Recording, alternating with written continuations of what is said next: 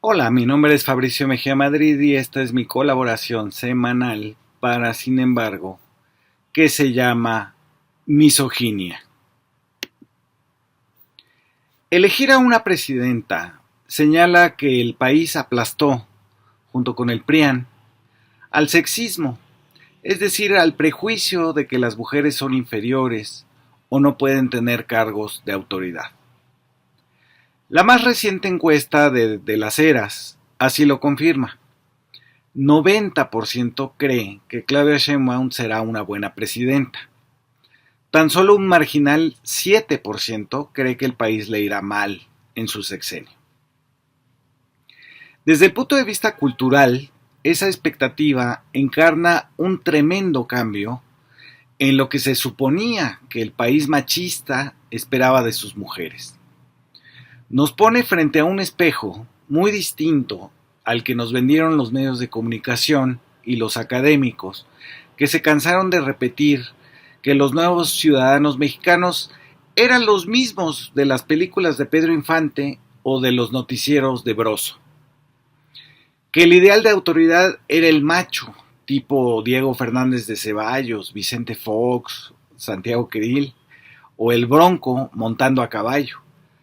Que jamás se iba a elegir a una mujer como presidenta, o en la paráfrasis de Porfirio Díaz de que México no estaba preparado para la democracia, que México no estaba preparado para una mujer presidenta. La derrota del machismo tiene que ver, por supuesto, con una larga marcha de las feministas, pero a últimas fechas con la eficacia en los resultados del gobierno paritario de Andrés Manuel. De ahí mujeres como Raquel Buenrostro, María Luisa Albores, Ariadna Montiel o Rosa Isela Rodríguez mostraron su talento para administrar y mandar. Por supuesto, también Claudia Sheinbaum. El sexismo fue derrotado, pero tiene ahora un coletazo, una reacción. De ese coletazo reaccionario trata esta videocolumna.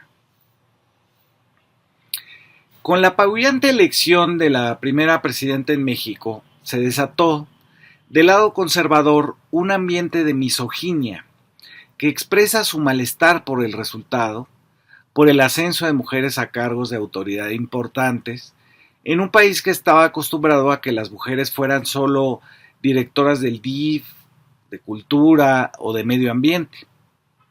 Ahora es la presidencia, la Secretaría de Gobernación, Bienestar, Relaciones Exteriores, Energía, la Secretaría de Ciencia, la dirigencia del partido en el gobierno, Morena, y las principales legisladoras, las que expresan esta derrota del sexismo. Pero el coletazo misógino tiene una respuesta de las mujeres de la 4T: ponerle un alto a los discursos de superioridad del patriarcado. De ahí la decisión de la senadora por mayoría del estado de Chihuahua, Andrea Chávez Treviño, de demandar penalmente por las leyes contra la violencia digital y por el derecho a la intimidad a su violentador, un cartonista del Financiero, Antonio Garci Nieto. Pero no nos adelantemos. La misoginia no es lo mismo que odio hacia las mujeres.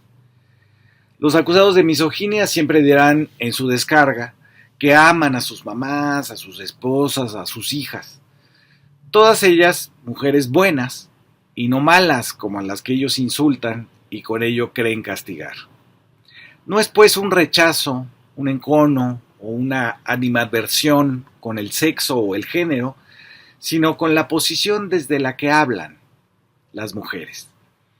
La misoginia no es un asunto individual, de psicología o de manejo de emociones, que se resuelva con que el violentador tome sus cursos de manejo de ira o que entienda que las mujeres son sus iguales.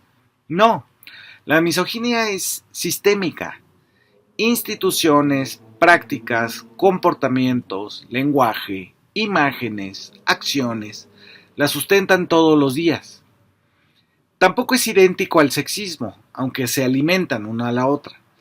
Tampoco es privativo de los varones. Hay en efecto mujeres misóginas que le sirven al sistema patriarcal Porque la sororidad no es una esencia que se lleva por el solo hecho de ser mujeres, sino que es una práctica política que reconoce que el término mujer es el lugar de una opresión, desde la que se habla, cuenta y denuncia. El sexo no es el género, ni mucho menos el lugar desde donde se protesta contra las opresiones. El sexo es genital y es médico, anatómico. El género es mental y de comportamiento. Y la lucha feminista es una narración, es un programa y una serie de comportamientos alternativos sobre la inequidad y la dominación de los varones. Hechas estas diferencias, empecemos por el principio, y para ello usaré una definición de quien ha escrito mucho sobre este tema, Kate Manne. Dice: la ideología sexista discrimina entre hombres y mujeres, normalmente alegando diferencias de sexo más allá de lo que se sabe o podría saberse, y a veces en contra de nuestra mejor evidencia científica actual. Pero la misoginia hace una diferencia entre mujeres buenas y malas, para castigar a estas últimas. En general, el sexismo y la misoginia comparten un propósito común: mantener o restaurar un orden social patriarcal. Donde el sexismo pretende ser razonable, la misoginia se vuelve desagradable e intenta forzar las conductas. Por tanto, el sexismo es para la mala ciencia lo que la misoginia lo es para el moralismo.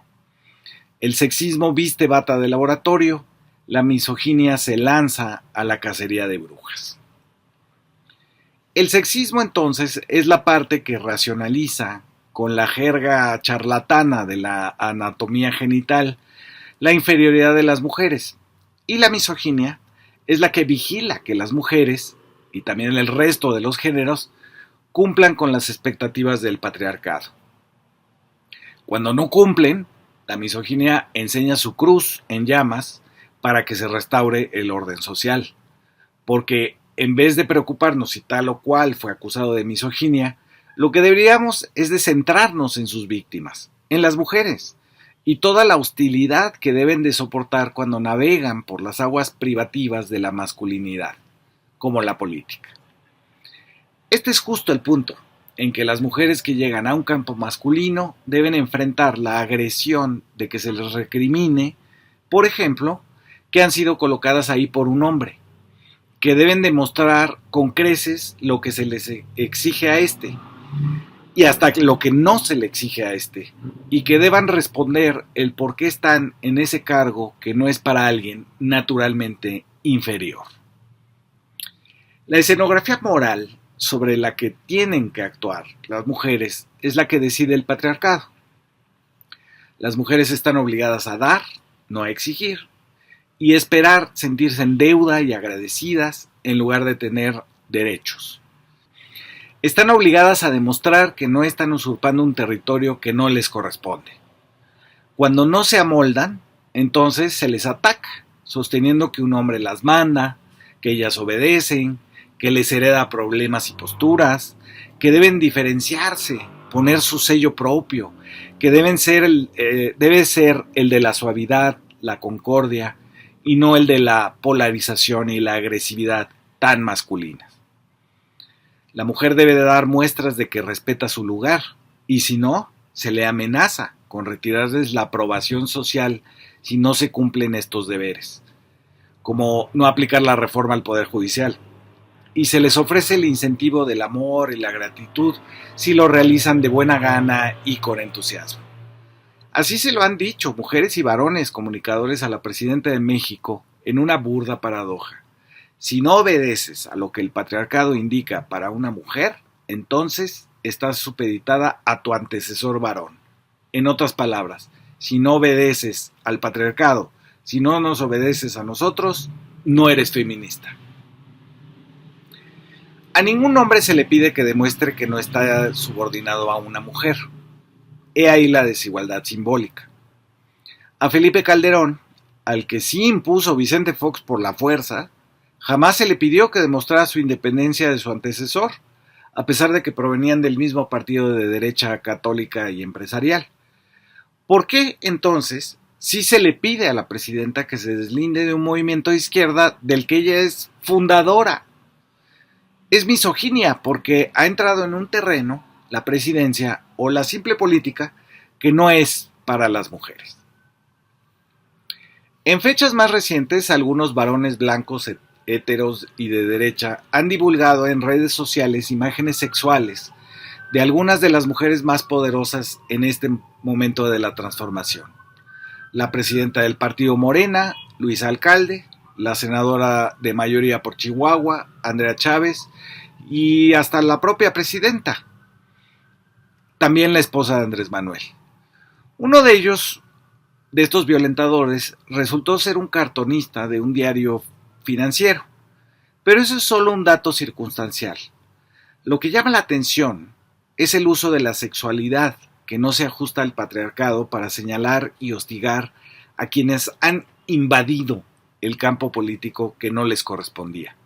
Las ponen como lesbianas, púberes precoces, lolitas y prostitutas. Objetivar es negarle al otro autonomía, y las imágenes sexuales son el castigo, la reprimenda por no amoldarse a la exigencia de lo que se espera de una mujer en un puesto de autoridad. Kate Manne también ve en ello una forma de difuminar la amenaza que le significan al misógino, su declinante estatus en relación a la rota jerarquía de los géneros.